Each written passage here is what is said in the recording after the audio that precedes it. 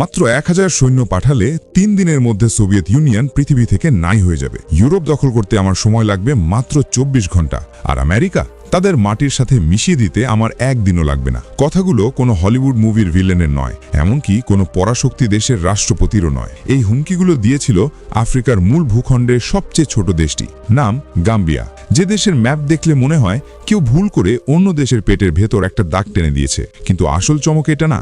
আসল চমক হলো, যেই দেশটা আমেরিকা রাশিয়াকে ধ্বংস করার হুমকি দেয়, বাস্তবে তাদের বিমান বাহিনীতে যুদ্ধ বিমান আছে মাত্র একটি, তাও সেটা ওড়ে কিনা সন্দেহ। আর তাদের পুরো নেভি চলে মাত্র 2টো ছোট নৌকা দিয়ে। আজ আপনাদের নিয়ে যাব এমন এক অদ্ভুত দেশে, যেখানে মানুষের পকেটে টাকা নেই কিন্তু মুখে হাসি আছে, যেখানে 1 বোতল পানির দাম মানুষের সারাদিনের উপার্জনের সমান, এবং যে দেশটি বাংলাদেশের চেয়েও কয়েক গুণ গরিব হওয়ার পরেও ইউরোপের বৃদ্ধ পর্যটকদের কাছে স্বর্গরাজ্য।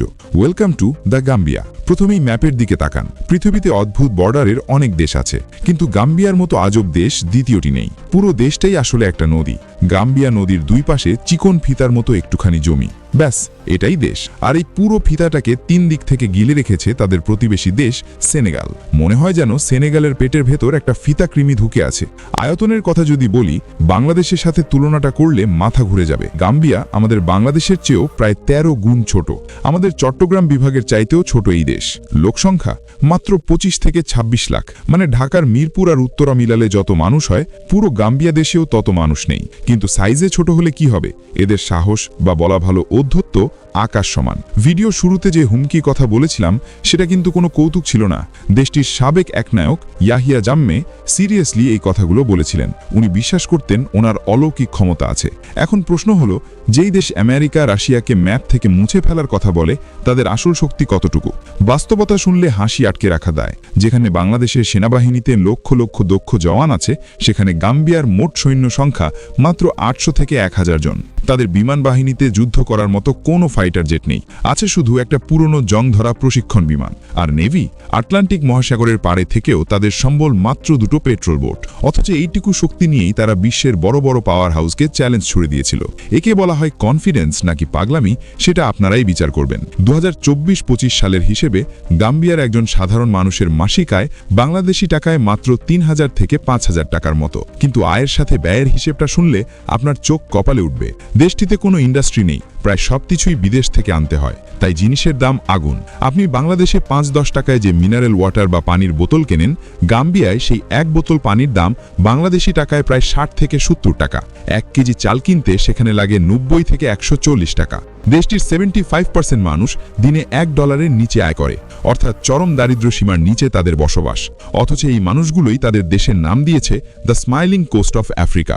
পেটে ভাত নেই, কিন্তু অতিথি দেখলে তারা এমনভাবে হাসে যেন তাদের কোনো দুঃখই নেই। গাম্বিয়া বেঁচে আছে মূলত 2টো জিনিসের উপর, 1 চীনাবাদাম আর 2 পর্যটক।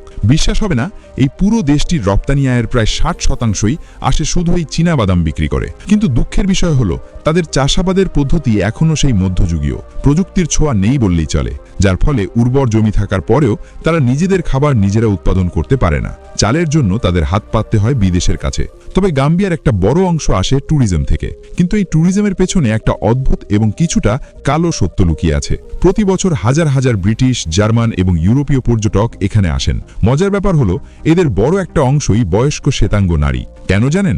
ইউরোপের অনেক বয়স্ক নিঃসঙ্গ নারী এখানে অল্প বয়সী গাম্বিয়ান তরুণদের সঙ্গ পেতে। স্থানীয়ভাবে একে বলা হয় রোম্যান্স ট্যুরিজম। দারিদ্র্যের কষাঘাতে পিষ্ট গাম্বিয়ান তরুণরা একটু ভালো থাকার আশায় বা ইউরোপে যাওয়ার স্বপ্নে এই বয়স্ক নারীদের সঙ্গী হয়। বিষয়টা শুনতে খারাপ লাগলেও পেটের ক্ষুধা নীতি নৈতিকতার ধার ধরে না। এটা গাম্বিয়ার সমাজের এক ওপেন সিক্রেট। তবে গাম্বিয়ার একটা দিক আপনাকে মুগ্ধ করবেই, সেটা হলো তাদের ধর্মীয় সম্প্রীতি। দেশটির 90% মানুষ মুসলিম, বাকিরা খ্রিস্টান বা অন্যান্য ধর্মের। কিন্তু আপনি সেখানে গেলে বুঝতেই পারবেন না কে কোন ধর্মের। একই পরিবারে হয়তো বাবা মুসলিম, মা খ্রিস্টান, কিন্তু তাদের মধ্যে কোনো দাঙ্গা নেই, কোনো বিভেদ নেই। সবাই একসাথে উৎসব পালন করে। তারা এতটাই শান্তিপ্রিয় যে অপরাধের হার সেখানে খুবই কম। মানুষ গরিব হতে পারে, কিন্তু চোর নয়। রাস্তায় আপনার মানিব্যাগ পড়ে গেলে হয়তো সেটা ফেরত পাওয়ার সম্ভাবনা বাংলাদেশের চেয়েও বেশি। তাদের জাতীয় পতাকার দিকে তাকালে দেখবেন লাল, নীল আর সবুজ রং। লাল মানে সূর্য, নীল মানে তাদের জীবন নদী গাম্বিয়া, আর সবুজ মানে তাদের কৃষি। এই সহজ সরল মানুষগুলো প্রকৃতির সাথে মিশে থাকতেই ভালোবাসে। গাম্বিয়া আমাদের শেখায় সুখী হতে গেলে অট্টালিকা বা ব্যাংক ব্যালেন্সের দরকার হয় না, দরকার হয় একটা বড় মনের। যে দেশের শাসকরা একসময় বিশ্বজয়ের ফাঁকা বুলি আওড়াতো, সেই দেশের সাধারণ মানুষ আজ দুমুঠো ভাতের জন্য সংগ্রাম করছে। তবুও দিন শেষে তাদের মুখের হাসিটা অম্লীন। হয়তো মানচিত্রের কোনায় থাকা এই ছোট্ট ফিতা আকৃতির দেশটি বিশ্ব রাজনীতিতে কোনো প্রভাব ফেলে না, কিন্তু বেঁচে থাকার লড়াইয়ে তারা সত্যিকারের এক যোদ্ধা। আপনার কি মনে হয়, দারিদ্র কি মানুষের সুখ কেড়ে নিতে পারে, নাকি সুখ আসলে মনের ব্যাপার? কমেন্টে আপনার মতামত জানাতে ভুলবেন না। আর ভিডিওটি ভালো লাগলে শেয়ার করে বন্ধুদেরও জানার সুযোগ করে দিন এই অদ্ভুত দেশটির কথা। দেখা হচ্ছে পরের ভিডিওতে নতুন কোনো দেশের অজানা গল্প নিয়ে।